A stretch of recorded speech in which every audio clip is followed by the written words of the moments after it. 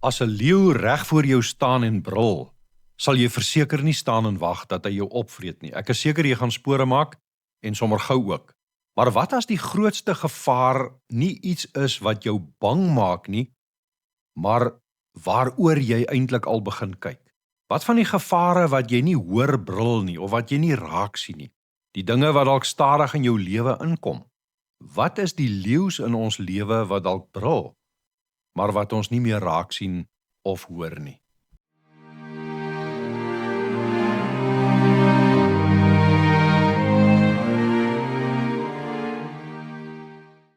Goeienaand, welkom weer by ons aandgodsdiens. Vanaand lees ons die laaste klompie verse uit die brief 1 Petrus hoofstuk 5. Ons is nou bykans klaar dan met die brief aan 1 Petrus en ons lees vanaf vers 8 tot en met vers 14 die laaste vers. Wees nugter, wees wakker. Julle vyand die duiwel loop rond soos 'n brullende leeu op soek na iemand om te verslind. Bly standvastig in die geloof en staan hom te en moenie vergeet nie, dwars deur die wêreld moet julle medegelowiges dieselfde soort lyding verduur. God wat alle genade gee en wat julle geroep het om in Christus Jesus deel te hê aan sy ewige heerlikheid, sal julle nadat julle 'n kort tydjie gelei het, self weer oprig en julle moedig, sterk en standvastig maak. Aan hom behoort die krag tot in ewigheid. Amen. En dan sy groete hier aan die einde van die brief en dan ook die doel van die brief. Luister mooi. Silwanus, wat na my mening 'n getroue broer is, het vir my hierdie kort briefie aan julle op skrif gestel. Ek het geskrywe om julle te bemoedig en julle te verseker dat hierdie dinge die ware genade van God is. Staan hierin vas. Die gemeente in Babylon, 'n uitverkore gemeente net soos julle, as ook Markus my seun, stuur vir julle groete.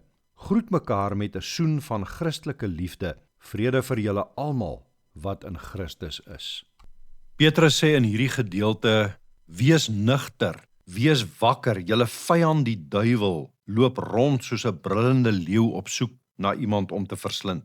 Hy skryf hier aan gelowiges wat swaar kry. Hulle kry swaar want hulle leef as vreemdelinge en bywoners in 'n wêreld wat hulle geloof nie goedgesind is nie.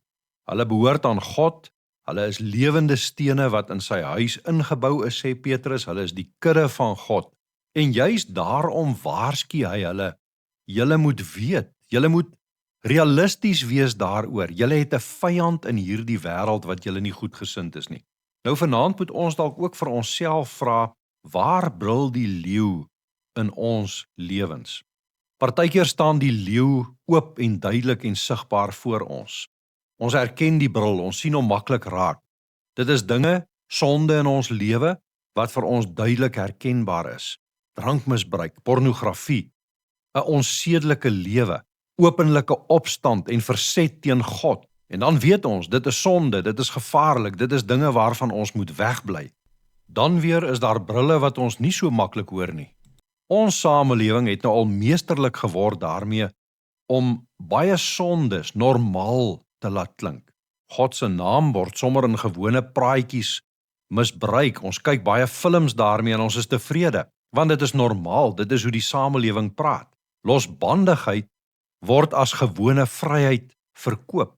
Dit is mense se eie liggame, hulle kan self besluit wat hulle daarmee maak, word gesê.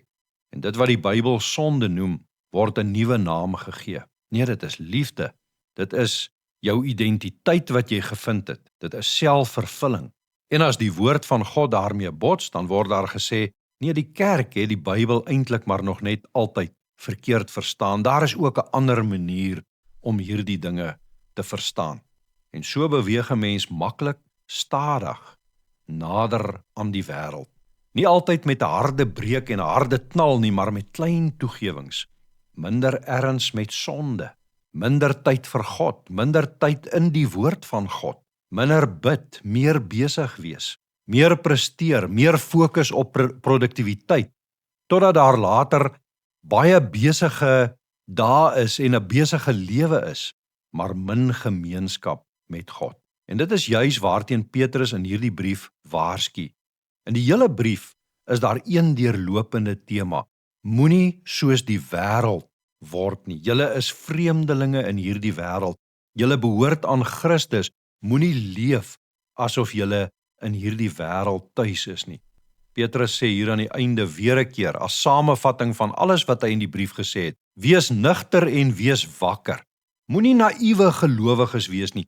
Moenie oop oë in sonde instap nie. Sien die gevaar raak, weerstaan die duiwel. Bly standvastig in die geloof. Maar dan, God dank, eindig hy ook met 'n heerlike boodskap van troos. Jy kan weet, God sal jou nie in jou eie krag oorlaat in hierdie wêreld nie. Hy is die God wat alle genade gee. Hy het jou in Christus geroep tot sy ewige heerlikheid. Hierdie stryd is nie jou eindbestemming nie. Hy sal jou weer oprig. Hy sal jou moedig maak. Hy sal jou sterk maak. Hy sal jou standvastig maak. Daarom ook vir ons, as ons dan nou aan die einde van hierdie brief kom, is die boodskap uiteindelik: wees nugter, wees wakker. En hoe kan jy dit doen? Jy kan dit doen deur naby aan Jesus Christus te bly, deur vas te hou aan sy woord, deur in gebed elke dag sy hand vas te gryp. Moenie deel van die wêreld word nie. Leef met jou oog op die heerlikheid waartoe God jou in Jesus geroep het. In eie krag sal ons val, maar in God se krag sal ons staande bly. Aan hom behoort die krag tot in ewigheid. Amen. Kom ons bid dan saam. Here ons God, dankie vir hierdie brief van 1 Petrus wat ons die afgelope aande saam kon lees. Dankie dat U deur U woord met U kinders praat. Ook wanneer ons swaar kry, wanneer ons versoek word, wanneer ons moeg raak, wanneer ons maklik van U af wegdryf. Dankie dat U ons herinner dat ons nie maar net 'n deel van hierdie wêreld is nie. Ons is eintlik glad nie van hierdie wêreld nie. Ons is vreemdelinge en bywoners. Ons behoort aan Christus. U het ons geroep as burgers van U koninkryk. Ons bid dat U ons deur U Heilige Gees nugter en wakker sal maak. Dat U ons ook sal leer om die gevare rondom ons raak te sien, ook die wat nie altyd so duidelik is nie, die sonde wat normaal begin voel, die wêreldgelykvormigheid wat stadig in ons harte inkom, die lyding wat ons bitter en moedeloos en alleen wil maak en in die gelowe laat opgee. Here, bewaar ons daarvan dat ons weer soos die wêreld sal begin leef. Hou ons naby aan U.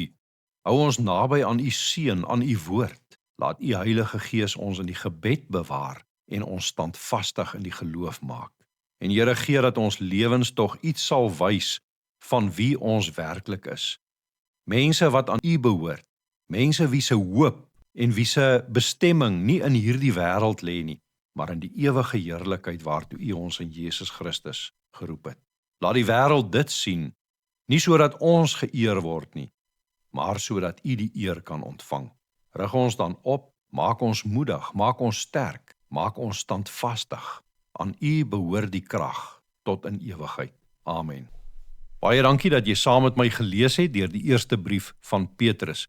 Neem asseblief die vrymoedigheid om hierdie oordeenkings en aandgodsdiens ook te deel met ander mense vir wie jy omgee, bekendes, familie, vriende. Daar is tog niks kosbaarder wat ons met mekaar kan deel as juis die lewendmakende woord van God nie. Nooi hulle gerus ook uit om aan te sluit by ons Facebookgroep Gelowig op Pad of by die WhatsApp groep. Ons gaan so 'n paar aande kans gee en dan begin ons maandag weer met ons verdere voorlesing, die volgende Bybelboek waardeur ons gaan lees, die tweede brief van Petrus. Tot dan, vrede vir elkeen.